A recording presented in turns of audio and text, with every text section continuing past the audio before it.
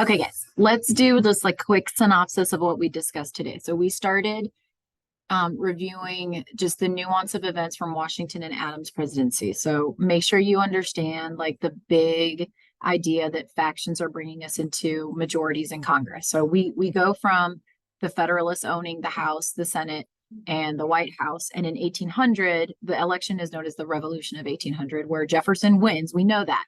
But let's not forget, like, he doesn't just win. The Democratic Republicans seize power of all of Congress and the White House, right?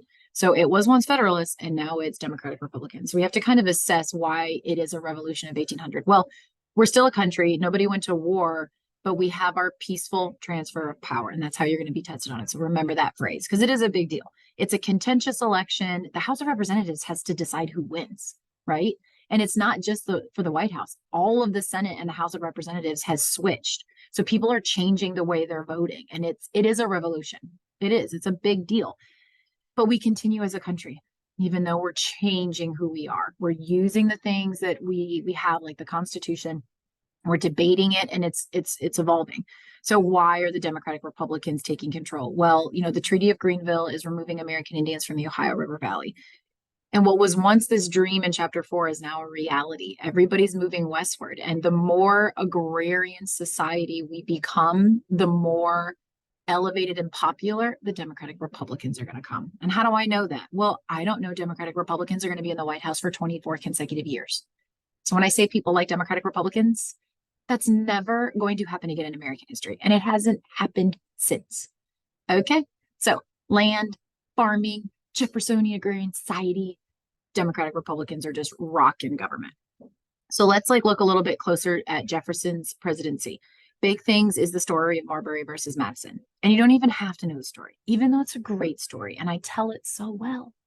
You don't have to know it. You need to know judicial review, that the Supreme Court has the power to determine constitutionality because of the story between a Justice Marbury and the Secretary of State Madison. Why the Supreme Court now gets to look at the Constitution and determine whether or not we're doing what we need to be doing. Before, was it the state's government's right to do that, as seen in the Virginia and Kentucky resolutions, because of the crazy Federalists directly defying the Constitution with the Alien and Sedition Acts? No, it is now the Supreme Court. It's just another example of what factions are doing. That has been the theme of this chapter from day one, and that's not changing. It's happening in the nuance of all of these little events. Okay.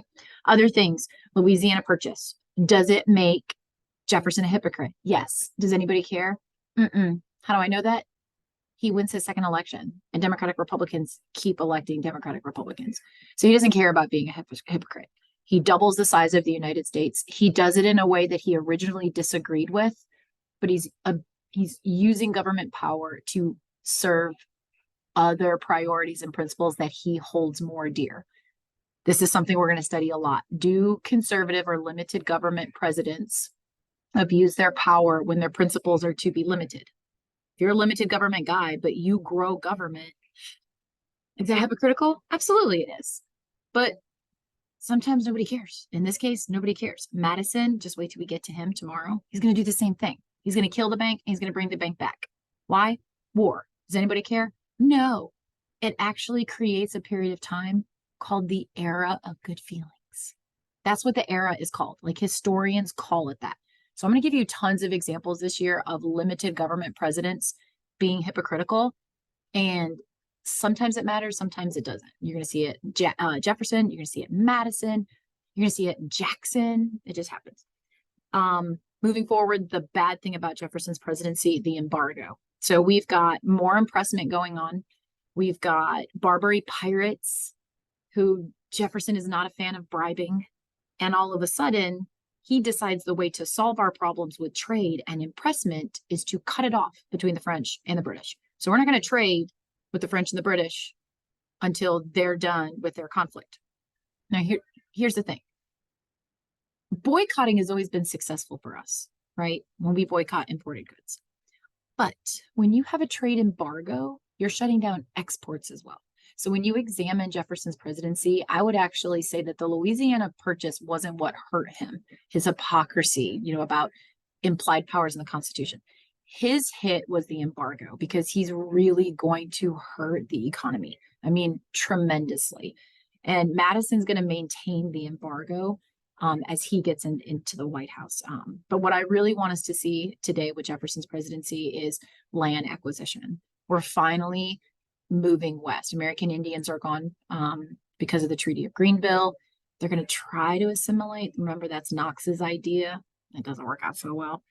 But it has everything to do with political parties and land ownership and the support that the Democratic Republicans have because, you know, they're favoring those who have interest in owning land. And you're seeing the Federalists just constantly losing power. And when we talk about the War of 1812 tomorrow, we're going to see another big shift in politics.